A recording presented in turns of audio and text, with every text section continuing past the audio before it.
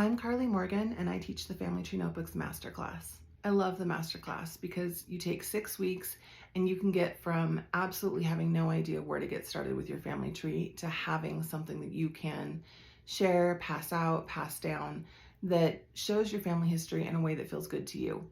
And in the Masterclass, it's not only that we take, photos and text and add it to pages and print it out. We look at your family history as a whole system. So we start with, okay, you've got stuff in boxes, you've got stuff on walls, you've got photos that need to be scanned, home movies that need to be digitized. You have internet research that you've done here and there, and now you've got these documents that have to do with your family, but they're stuck on these different sites, or they're stuck in your computer, or they're stuck on hard drives. How do you make all of that work together? How do you pull all of that together? And before you ever build a notebook, how do you build an archive for your family history that you can keep, that you can work on, that you can pass down easily? Because, as family history gets scattered, just because we've got it here and there and people inherit things and people pass things along, those are the cracks where we start to lose the stories and we start to lose the facts. It's not difficult to have a centralized system. It's just overwhelming. And it can feel sometimes like there's the pressure of how much we want to do our family history. We want to finish our family history in the sense that we have these memories and these stories that have been passed down to us. We have articles, we have photographs, we have all these things that are in our possession, and we feel responsible for them as the stewards of this part of our family tree. And yet it can be so overwhelming to figure out, what are you supposed to do? And what are you supposed to do with all of that if you have other things going on? If you have a busy life, if you don't have just an empty day where you can sit around and work on your family history, if you don't have a giant house where you can spread everything out and carefully document it.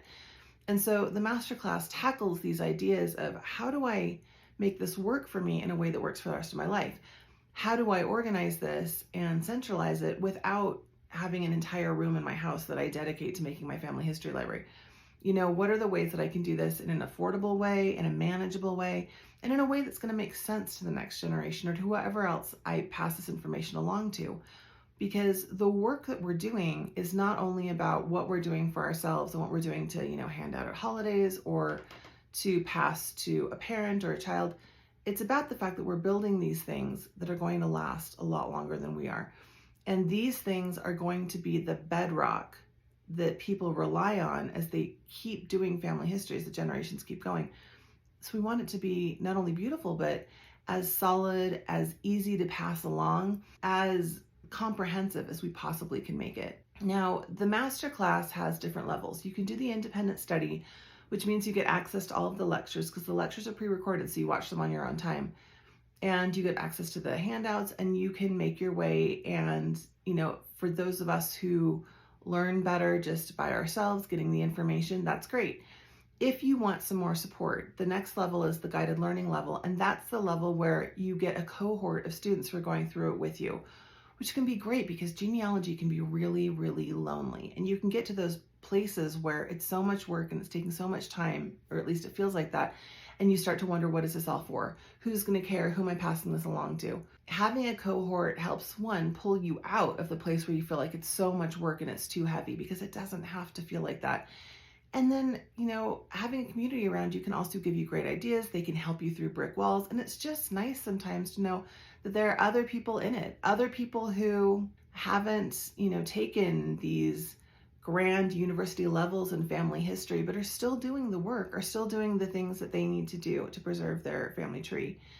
I love that. The other thing that guided learning comes with is it comes with access to, you pick a color and then you get all of the pages in that color. You get all the pages that you're ever going to need to build a notebook.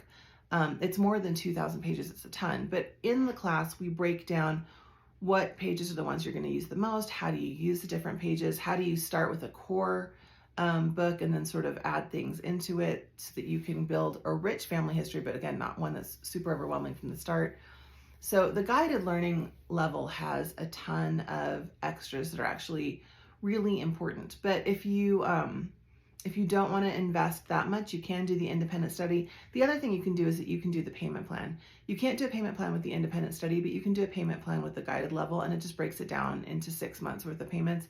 And so that makes it a little bit more accessible if, again, we don't all run around having not only unlimited time, but unlimited funds for our hobby. And that's the thing. I hate to call it a hobby because it's so important. And at the same time, this is just a part of our lives that needs to fit into the rest of our lives. And I completely get that. So I'm excited about the masterclass. I hope to see you in there. It's a wonderful course. And most of all, I'm really excited to see the things that you build after you finish the class.